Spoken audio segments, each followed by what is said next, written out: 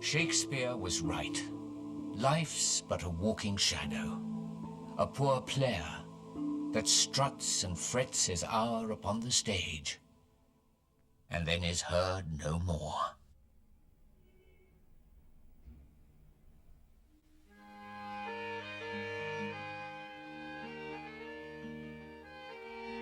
Walking shadows or poor players, it doesn't matter. Life is for living. Of that I was reminded each day, especially when I heard that remarkable voice. Half of Bombay, it seemed, was in love with Amy Denton, who came as a chanteuse to perform at the harbour bar during the war years.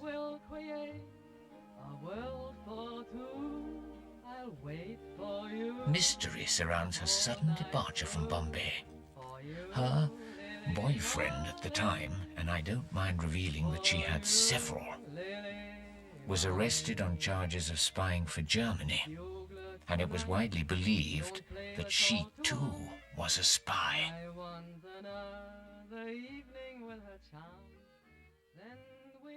During the war years, a very distinguished company of actors from England, under the command of a gravel-voiced army major called Jack Hawkins, came to stay here and performed Shakespeare. Sir John Gielgud and Dame Peggy Ashcroft were among the players.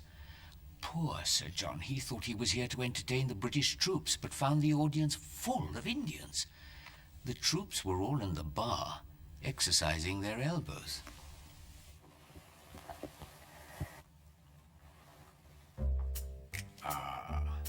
That's Madame Pompadour. Not French, but a British fashion designer that began her association with the Taj as an attractive cabaret artiste in 1931. Her name was Catherine Courtney.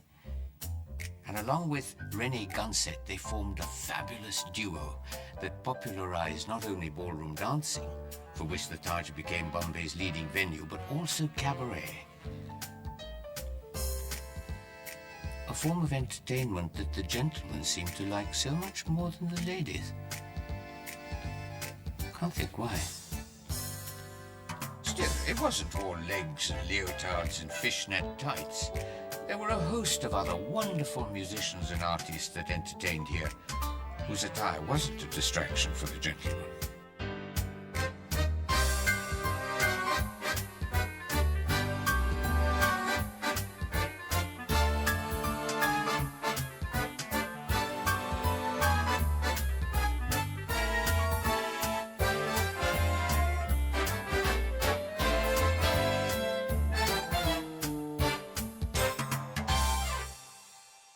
Well, it was 1950 that I first arrived in India. And I remember after those rather dismal days in post-war London, which was pretty dismal, and rationing was still going on. So to arrive on the harbor with the sun shining and the beautiful water and those wonderful Arab dhows passing by, it was a magical sight. And someone pointed out, there's the Taj. So for an extraordinary moment, I thought, is that the Taj?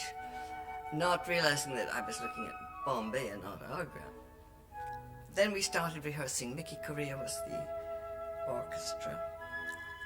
And I had brought out a great voluminous crinoline dress to wear for my opening.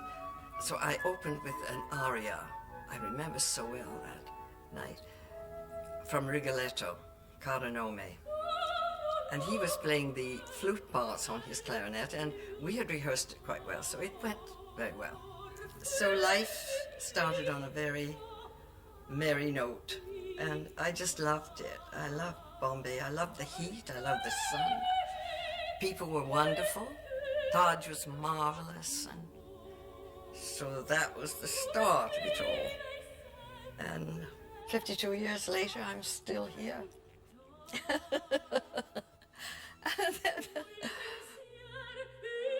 Now that's Meli Mehta. He used to play here too. His son used to tuck himself behind his father's trouser leg when he was a little boy and pretend he was conducting a great symphony orchestra. His name was Zubin. But of all the fascinating artistes to have performed here, none, it seems to me, was more fascinating than the aristocratic Boris Lisanovich. He escaped from the Russian Bolsheviks after the revolution and ended up in Paris as a dancer with the Diaghilev Ballet. He came to the Taj with his very beautiful Russian wife, Kira, and they danced as a duo in the winter season of 33-34. Kira's beauty stole many men's hearts, including that of a director of the Taj, whose unrequited passion for her was said to have been the cause of his tragic suicide. He jumped from a bathroom window on the 5th floor. A hotel guest saw the hapless director sail past his window. He picked up the phone, called reception, and he said, "Excuse me, somebody has just passed my window."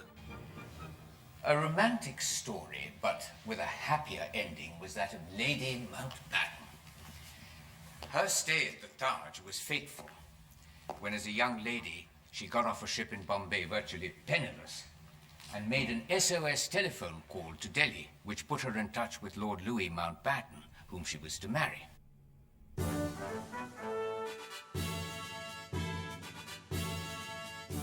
As the celebrated couple, some years later, they often slipped into the Taj incognito to enjoy a plate of ham and eggs in a secluded corner of the hotel. The curtain on the British Raj came down on August the 15th, 1947. India was free. Jubilant Indians swarmed everywhere. The Taj decided to open its doors and invite the crowds in. For the first time, the people and I became one. 2 days later, Lord and Lady Mountbatten clip-clopped their way from Government House to the Taj, seated on the hood of an open carriage, waving regally to the crowds who were shouting, "Long live India, long live Britain." Lord Mountbatten's farewell speech was so moving that it stirred the stoniest of hearts. Some months later, the British left in a formal ceremony of great solemnity, conducted on the forecourt of the Gateway of India, only a few yards from the Taj.